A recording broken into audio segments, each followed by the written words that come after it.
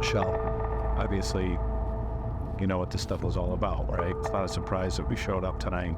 Almost overnight, she went from a possible witness to a person of interest in the case of a missing mom of 5 from New Canaan. We see state police, New Canaan police, searching downtown Hartford. So what's that about? Why is the scene moved to Hartford? You need to tell us what you know about Jennifer's murder and Forrest Dulles. The girlfriend in the middle of a bitter and brutal divorce battle. The stuff you were throwing out, we have. And it's all Jennifer. It belongs to Jennifer. Do you understand? Turned high-profile murder investigation. Guys, what happened to Jennifer, Michelle? You're gonna do the right thing, Michelle? We're taking you inside the trial of Michelle Troconis. And thanks for joining us once again for Inside the Trial of Michelle Troconis. I'm Shannon Miller. We are about an hour away from day 4 of the trial. Here's a live look now at Stamford Superior Court as we wait for Michelle Troconis to make her way in once again. We're expecting to hear more bombshell testimony today from the nanny for the Dulles children. She first took the stand for about a half hour at the end of the day on Tuesday, and it was the first time we have seen or heard from her. Lauren Almeida testified about the early days of her time with the family, what Jennifer was like and what Fotis was like, and when she started to see signs that the marriage was breaking down. The big dynamic change was in March of 2017, which is when Jennifer found out about his affair. And a few months after that, it totally changed. More of her testimony in just a moment. On Tuesday, we also saw some dramatic new images of the evidence found inside Jennifer's home. That includes new paper towel evidence. We told you about the roll found in the kitchen with a blood-like stain on it. New on Tuesday, state police showed photos of paper towel fragments in the garage. They say it's evidence of a cleanup effort. And there was extensive testimony on all of the blood-like stains and apparent spatter patterns in the garage and on Jennifer's vehicles, as well as fingerprint collection, testing methods, and more. We'll take you through all of that in just a moment. Troconis faces several charges, including conspiracy to commit murder, tampering with evidence, and hindering prosecution. She has pleaded not guilty and maintains her innocence. NBC Connecticut's Kevin Geis has been in court for all of those proceedings and joins us now once again from Stamford Superior Court. Kevin, we're expecting to hear more from the Dulles nanny today, right? Absolutely, Shannon. She's expected to be back on the stand today, giving more background on Jennifer and Fotis Dulles' contentious divorce, as well as what happened from her perspective the day that Jennifer disappeared. Lauren Almeida first started working for Fotis and Jennifer Dulles in 2012. She still lives with the Dulles children to this day, working as their nanny. She testified about those early days working for the family and how she noticed Fotis was away a lot. He said it was for work. She thought it was odd how often he was gone. Almeida also testified about a time Jennifer confided in her about her relationship with Fotis years before Jennifer learned of his affair, and she began pursuing a divorce. She just felt like arguing with Fotis, like he was harsh and she didn't like conflict, so she could never really express how she really felt because it kind of got looked over. Almeida also went on vacations with the family. She testified it was on one of those vacations where she first met Michelle Troconis. The nanny pointed out the defendant in the courtroom before court was adjourned for the day. That was the first time Michelle Troconis was directly referenced in testimony. Now, Almeida is the same nanny that phoned police the night Jennifer disappeared, and she also gave lengthy interviews with investigators about their relationship and what she saw the days leading up to Jennifer's disappearance that was used in both Michelle Troconis' and Fotis Dulles' arrest warrant. So we're expecting to hear more from her regarding their relationship today. Yeah, you know, Kevin, one of the things I thought was so interesting was the way she described her relationship with both Fotis and Jennifer, and then the relationship the Dulles children had with their parents. Let's start with the kids. Here's how she testified about Fotis and the children. Can you describe the dynamic between Mr. Dulles and his children? Yeah, I mean, when they were younger, they kind of they listened to whatever their dad said. They didn't get a lot of time with their dad, so their time was mostly on the weekend, and I was with them most of the time on the weekend, so they did whatever Fotis asked them to do. But yeah, that was like the main time that he spent with the kids. Okay, so that's how Lauren Almeida described the way the Dulos children interacted with their father, Fotis Dulos. Now let's listen to what she says about Jennifer as a mom. Could you describe the dynamic between Jennifer and the children? Yeah, it was very silly, her relationship with the kids. They always wanted to be next to mommy. It was just kind of what it was. And she would sing to them and laugh at them. And she never raised her voice. She was like so soft-spoken and never got angry. And she was just like incredibly nurturing. So, Kevin, it's really an emotional moment when Lauren Almeida describes Jennifer's interaction with her kids. You can see Lauren's face light up even just thinking about it. Absolutely. You got to sort of see, from Lauren, the different dynamic that she had with both of the parents, as well as the relationships that the kids had with both of their parents. She described the relationship with Fotis more as transactional, but the minute she started getting into what the children were like with Jennifer Dulos, you could see the emotion come out of her face. You heard the way she talked about the children and their interactions with their mom. It was really an emotional moment in the courtroom, and we're expecting more of that emotional testimony today. And, Kevin, we heard it throughout the time Fotis was suspected in Jennifer's murder. Really, the only thing that he would say to us, to reporters, was that he loved his children. So the nanny's insight on him not being a very present father is interesting. So let's move forward now to the relationship that the nanny had with Jennifer and Fotis. She spoke about Jennifer as a close confidant. Let's take a listen. And as you worked full-time for the Dulos family, did you begin to develop a friendship with Jennifer? Yeah. How would you describe your relationship with her? I confided in her with a lot of things, like in my personal life. I just always trusted her. She was my boss, but she was someone that, we just connected really well. We just worked well with each other. I knew what she liked, what she didn't. She knew what I was good at. We had a really good relationship. Now, Almeida also worked for Fotis Dulos' company, the Four Group. She had split her time between her work there and being a nanny with the kids. And here's how she described Fotis as a boss. How did you view Mr. Dulos when you initially began working for Four Group? Oh, I saw him as like a role model and a mentor, and I thought at the time he's giving me this really great opportunity. So I considered him a friend. Why did you consider him to be a role model? When I first started working, he was just incredibly nice. He made me feel comfortable.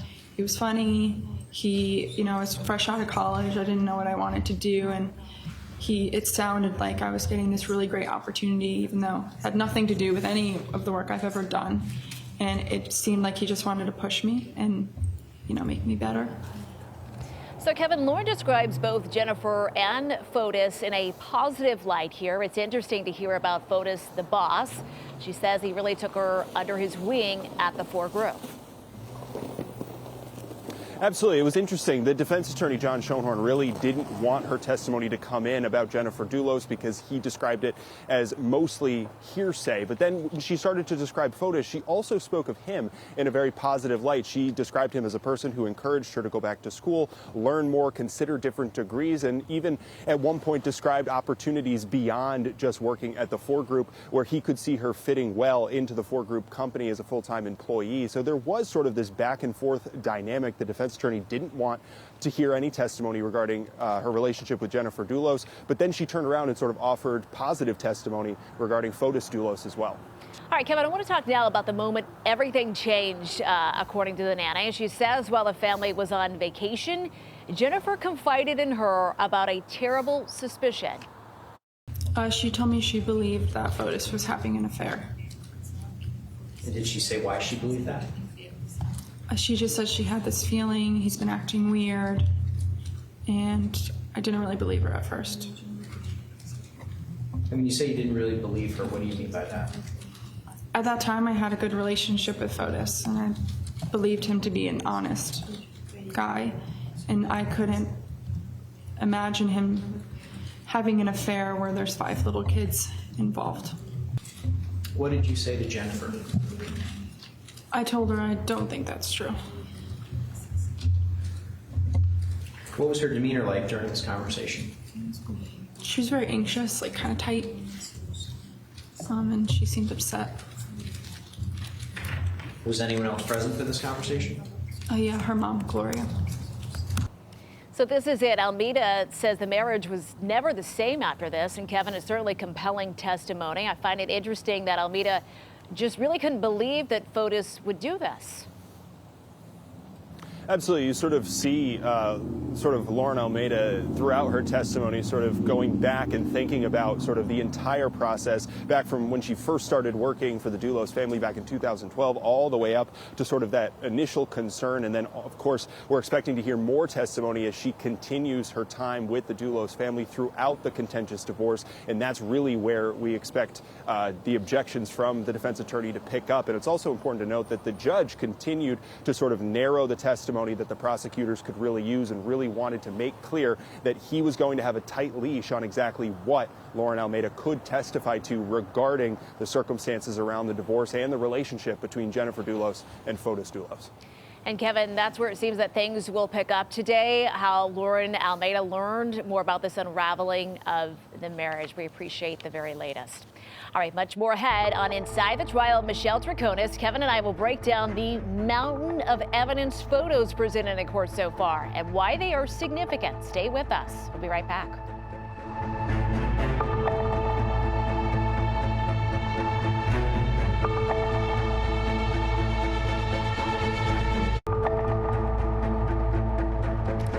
Welcome back to Inside the Trial of Michelle Troconis. We are going through the dozens of exhibits presented to the jury Tuesday. My colleague Kevin Geis is back with us. Kevin, let's start in the kitchen. The jury saw photos of the faucet on the kitchen island that had a mark detectives felt was consistent with blood. Then there was the countertop itself, another blood-like stain on the edge of it. Methodically, detectives collected it with swabs to send to the lab. The cabinet beneath the sink now, the handle had a blood-like stain on it and was marked. Beneath the sink, investigators collected a pair of latex gloves as well and a box of trash bags. Retired Sergeant Matthew Riley says the gloves were of particular interest because of something they found earlier in the garage. Previously, on our walkthrough, we found a blood-like stain pattern in the garage on the floor that appeared to be a glove print. And the print appeared to have some sort of texture to it. It was somewhat similar to these gloves here. Now here's a photo of that stain Detective Riley spoke about. You can see him pointing out a stain that appeared to be 3 gloved fingers. So Kevin, this is a lot of new evidence we haven't heard about yet with the gloves, trash bags, the prosecution really pointing to the cleanup effort and why it's important in regard to Michelle Troconis exactly is probably what, at this point, John Schoenhorn is wondering. Absolutely. Defense Attorney John Schoenhorn is definitely watching as the state prosecutors are sort of laying out all this evidence because, of course, when they are talking about the mountains of evidence that they were pulling out of the garage and out of the house, they sort of continue to sort of move toward the idea of the video we have of Fotis Dulos and who looks to be Michelle Troconis leaning out of the Ford Raptor on Albany Avenue when they were disposing of some of that evidence. So, of course, Defense Attorney John Schoenhorn is watching this testimony closely. It's also part of the reason he didn't want any of this evidence to come in the first place and be presented to the jury because we still have not gotten to where a forensics expert would testify to exactly what was truly found in a lot of these stains inside the garage. Now, before we get to more of the garage, Kevin, here's another photo from inside the home. This is Jennifer's toothbrush in the master bedroom. Investigators seized the toothbrush and sent it to the forensics lab so they would have her DNA profile. Methodical is how I would describe the way that the photos are presented in court. And then retired Sergeant Riley would discuss how they were noted, tested, collected, or seized. Now, among the stains field tested and swabbed, this mark that appears to be in the shape of a shoe print. Riley testified that the stain had a presumptive positive result for blood, so he swabbed it and sent the sample to the state crime lab. And they also documented this strand of hair found in the garage floor. It was photographed and collected. It is unclear at this point in the testimony whose hair it was. Now, the garbage cans in the garage were tested too. You can see blood-like stains in the photos. They field tested positive and samples were collected for the state crime lab. Now, Kevin, the sheer bulk of evidence that's been documented is almost overwhelming, especially for a jury. who is seeing and hearing about this for the very first time. So what's the prosecution's strategy here? Because again, we aren't hearing much about Michelle Troconis just yet. And of course, she's the defendant here. Absolutely. The prosecutors we got a little bit of a taste of exactly what their strategy was yesterday when they were deciding exactly what evidence could be shown to the jury, as well as what testimony the jury could hear. The prosecutors began to hit on this idea that they absolutely need to prove beyond a reasonable doubt that it was Fotis Dulos who murdered Jennifer Dulos, so that later on in testimony they could tie in Michelle Troconis to this larger conspiracy, again leading to that charge of conspiracy to commit murder. Now, we were also shown detailed photographs of the blood-like stains on Jennifer's Range Rover, which was parked inside the garage. Retired Sergeant Riley pointed out a number of areas that were noted, many of which were swabbed and tested for DNA. He also showed an apparent spatter pattern on the bottom of the left front door. Now, the Range Rover was later processed and examined at Troop G in Bridgeport and put on a lift, where photos were taken of that left side with the spatter pattern. Now, this is a photo of a stain on the grille of the Range Rover when it was still in Jennifer's garage. Detectives took a photo of the pattern on that stain. A retired Sergeant Riley says he can't say for sure if this stain was swabbed. With respect to any testing on it, do you recall if there was any testing on Exhibit 58? Nothing beyond photography. So, Kevin, it's interesting that this was presented to the jury. No testing was done on it. It was just a picture that was taken.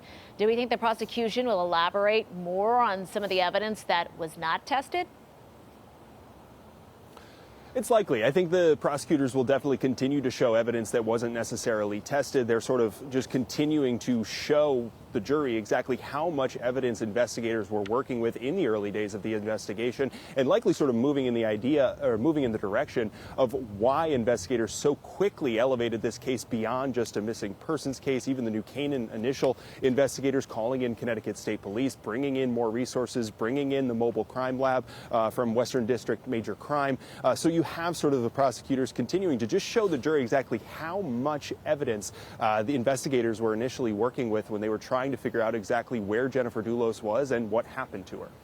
All right, Kevin, we've talked a lot about paper towels already in the first 3 days of testimony. Here are some of the photos that we're seeing for the first time. They show used paper towels and fragments of paper towels inside of Jennifer's garage.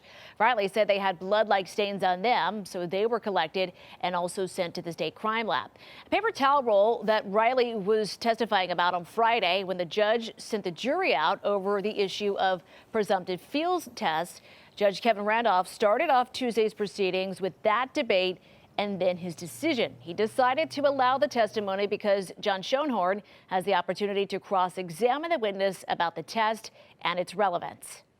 And the wide open avenue for cross-examination, in this court's view, does not allow the jury to fall simply into a hole of false impressions. The court will allow the testimony. So just as the judge said, attorney John Schoenhorn had a chance to question the evidentiary value of those field tests called the Kastle-Meyer test during his cross-examination of the witness. He questioned Riley about a number of substances that could give presumptive positive results. Here's his exchange with the witness. I wanted to presume that a stain on my kitchen cabinet was horseradish. I might use this test, right? If you really wanted to. Exactly. And so let's say a, spilled hamburger, piece of hamburger juice. That would test positive, right? I don't know. I've never tried it on hamburger, sir. Well, hamburger is basically animal meat, right? Yeah, but I've never tried it on hamburgers. Fair enough. But it would also test positive for, a cat, little blood from a cat, right? Oh, yes, animals. Absolutely. Mice, right? There's a garage, right? If you had an injured mouse, yes. All right, so here's when things got a little heated when the prosecution made this comment to the court while the jury was out of the courtroom. As near as I can tell, the defense's theory is that Jennifer Dulos, shortly before disappearing, ran over a squirrel in her garage that was eating a cheeseburger. Are you okay? So the issue I'm going to object to such pejorative, sarcastic remarks. Well, before we proceed. So, Kevin, that exchange there, again, got a little heated. Sarcastic, of course, is what John Schoenhorn called it. So why is it so important to Schoenhorn's strategy to get the jury to question those field tests? Absolutely. He's trying to sort of get the evidence as well as the credibility of the testimony and the witness themselves. Essentially, he didn't want any of this testimony to come in because he believed that it would be unfair because the jury would see all this evidence and come to a conclusion before a forensics expert could even testify, and he would have the chance to cross-examine that forensics expert about what exactly was found inside that garage. But of course, the prosecutors say that they were just introducing all this evidence, and what the presumptive field tests, they were not conclusive. There was no exact answer of what was exactly inside the garage, simply that it tested positive on the presumptive level and they wanted to collect it for evidence. Of course, the defense did not want any of this to come in, and he did have his chance to cross-examine and made it very clear that it was just a presumptive test. It was not conclusive at all.